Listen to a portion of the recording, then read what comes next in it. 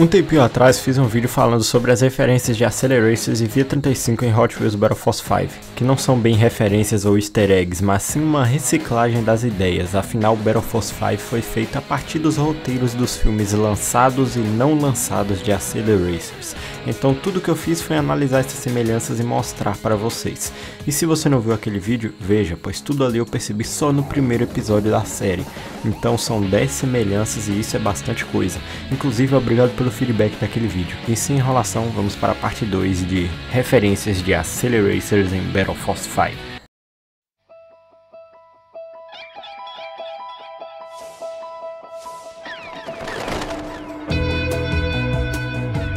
Precisamos de nitrons. Pra mim não importa se o piloto é Teco ou Metal Maniac. O que preciso é dos melhores.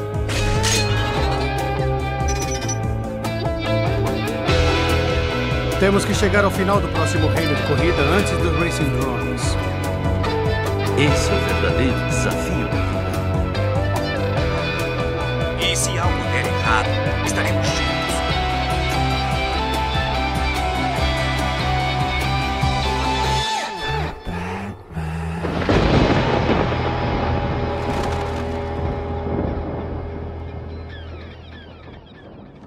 O Reverb de Stanford tem um sistema amplo de som e armas de frequências sonares e sonoras, e ele utiliza sua tecnologia para desativar a camuflagem holográfica do Moby, assim como o Dr. Tesla fez no Reino do Canal com o Iridium do Major Wheeler.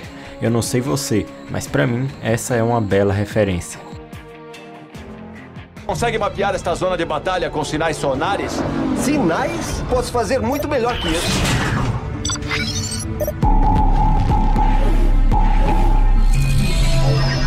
Na mosca!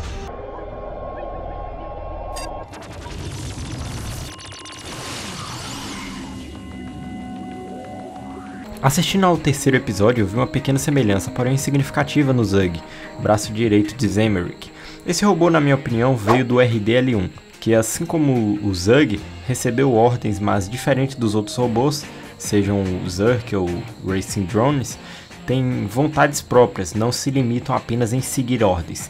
Eles, ainda que de maneira reduzida, têm controle sobre suas vontades e seus pensamentos, além de serem substitutos para seus líderes caso eles faltem. Então, o RDL-1 e o Zug, eles obviamente respeitam os seus líderes, obedecem os seus líderes, que são o Zemerick e a Galoron, mas eles também têm suas opiniões ali, eles também têm, de certa forma, uma pequena liberdade, né, em seus pensamentos, diferente dos outros robôs e dos outros drones. Ainda no terceiro episódio da série nos é apresentado os Sark Sentries, ou Sarks Sentes. São pequenos robôs que flutuam e futuramente eles revelam ter a habilidade de disparar rajada em seus olhos. Mas o que realmente me chama a atenção é a forma observadora que eles têm nesse episódio, pois estão ali observando os pilotos e enviando imagens deles para Zemerick, assim como o drone de reconhecimento para Galoron e os X-88 para os Silencers.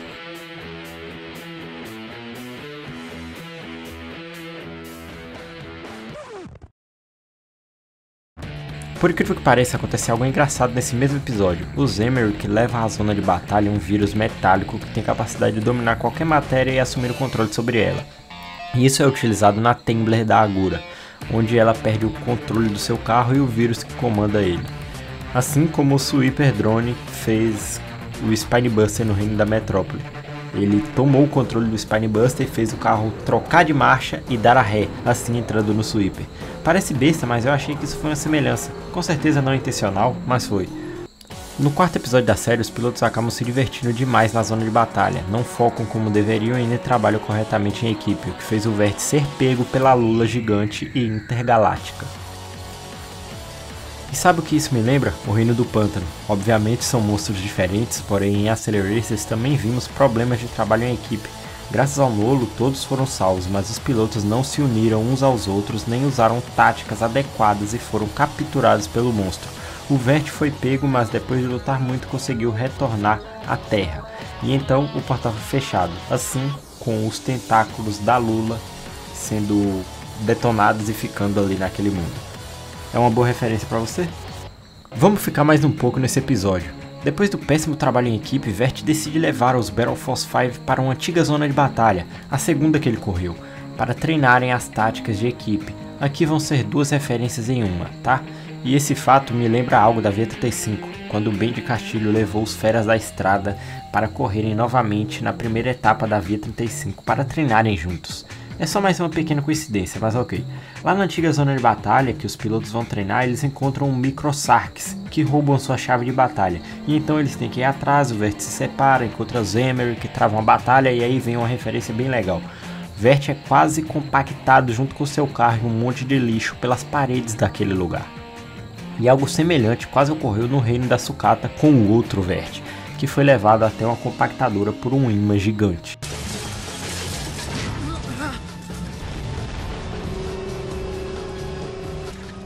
Só estou pegando uma carona. Não foi pra terminar aqui que eu voltei. No quinto episódio, que se chama Desaparecido em Combate, o Zoom tenta lutar contra os Vandals sozinho. Ele até consegue se livrar deles temporariamente, mas o caminho dele se desfaz e, igual o Taro no Reino do Gelo, ele vai para outro lugar contrário à pista. E lá embaixo ele é capturado pelos Vandals, que sabem que os seus companheiros irão abrir o portal novamente para voltar e salvar ele. Então eles utilizam o Zoom de isca para conseguirem o que tanto queriam, assim como os drones ou Kadin fez com os pilotos no QG Drone, atraindo os pilotos para uma armadilha. Mas a maior referência está no título e no fato do Zoom ficar preso em uma zona de batalha, assim como aconteceu em off nos reinos de Acceleracers com Dan Dresden, Alec Wood e Ben de Castilho, onde os pilotos ficaram presos nos reinos. Mesmo sendo salvo, ele por um tempo foi um piloto perdido. No episódio 6 iniciamos uma parte importante dessa série, que é a de analisar as zonas de batalhas para comparar elas com os reinos. E a zona de batalha do Ferro Velho é com toda certeza uma reciclagem do reino da sucata, e nem preciso falar o porquê, né? Ambos são ferro velhos gigantes e cheios de lixo, ou recicláveis. E pra mim, essa é uma baita referência, fora que lá os pilotos enfrentam um monstro gigante. Em Acceleracers é um dinossauro, em BF5 é um cachorro, mas o desafio é o mesmo: enfrentar um grande monstro que está ali para destruir os pilotos. Fora que lá também tem aquele imã gigante, igual ao do Reino da Sucata, que quase captura os pilotos para levar, adivinha para onde? Uma compactadora, igualzinho no Reino da Sucata. Garanto que se você assistir esse episódio você vai concordar comigo. No episódio 8, Zemerick comanda Zug para que ele lute contra os Sarks e finja ser um bom robô disposto a ajudar os pilotos. O Vert não acredita muito nisso e fica com o pé atrás. O Stanford foi o responsável por dar a ideia de ficarem com o Zug e acreditou nesse papinho de robô bom, e depois ele acaba convencendo os outros personagens, com exceção do Vert.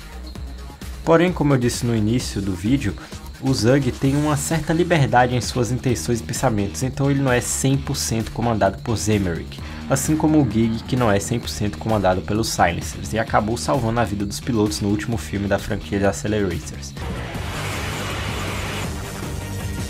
Chegando no portal! Devia vir com a gente, Gig! Eu gostaria de poder.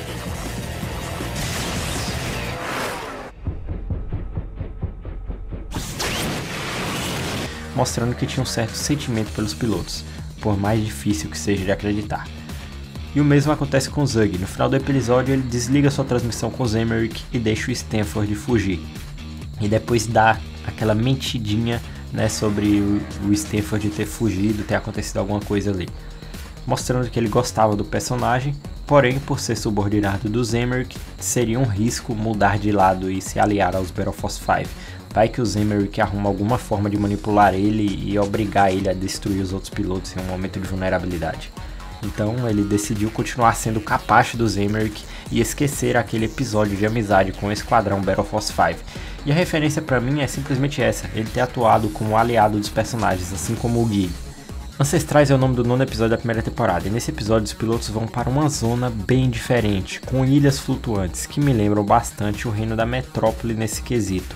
Porém, a maior semelhança é com o Reino das Ruínas e o Reino do Monumento, por conta de suas construções e escrituras nas paredes e pilares, o que me remete à ideia de que essa zona de batalha pode ter sido reciclada e recriada a partir da junção dos dois reinos que eu citei ou apenas um deles. Porém, no Reino das Ruínas, o Tesla também lê as descrições de lá, como é lida na zona de batalha na cidade ancestral pelo Crocomodo. Todas essas referências que eu notei foram tiradas apenas até o 9º episódio do seriado, e ainda existem mais, ou seja, esse vídeo terá uma parte 3, talvez, quem sabe até mais, mas até chegar até lá, que tal ver os outros vídeos interessantes que tem aqui no canal. Me siga no Instagram, faça parte do meu servidor do Discord, comente ideias de vídeos e até a próxima.